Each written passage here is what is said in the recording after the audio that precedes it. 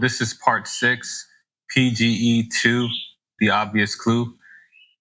If the last chapter has not convinced you enough that something cynically wrong is taking place here, then I am pretty sure that this part of the project will.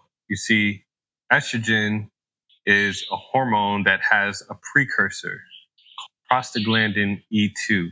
You can go to many studies on Google, go into the National Library and just type in prostaglandin, and here's just one study and a definition for you. Systemic levels of estrogen and PGE2 synthesis in relation to postmenopausal breast cancer risk. Prostaglandin induces aromatase expression in adipose tissue, leading to increased estrogen production that may promote the development and progression of breast cancer.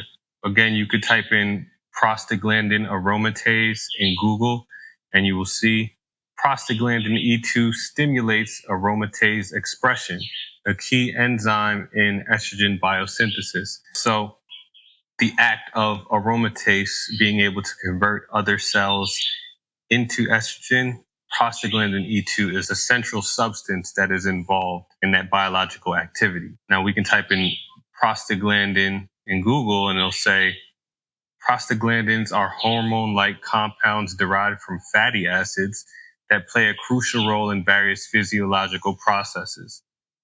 They are a group of lipids with hormone-like actions that your body makes primarily at sites of tissue damage or infection.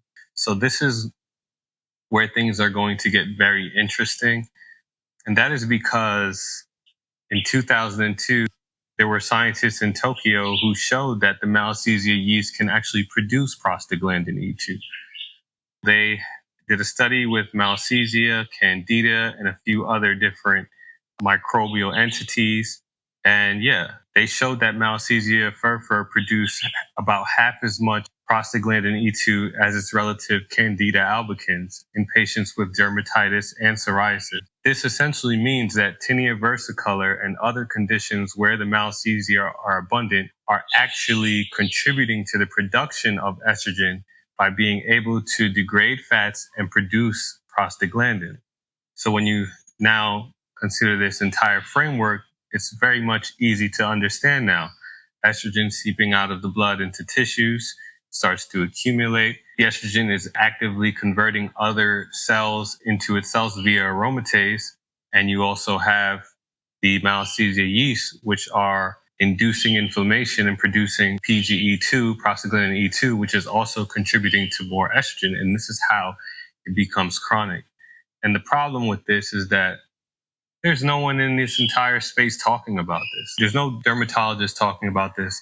There's no endocrinologist talking about this. I've not seen anyone really bring this up when you go and talk about Tinea Versicolor out in the public, or if you look on YouTube or go into pretty much anywhere. The Malassezia yeast are producing prostaglandin E2 is an obvious clue that they are working with estrogen. There should be an estrogen hypothesis, and I should not be here doing this.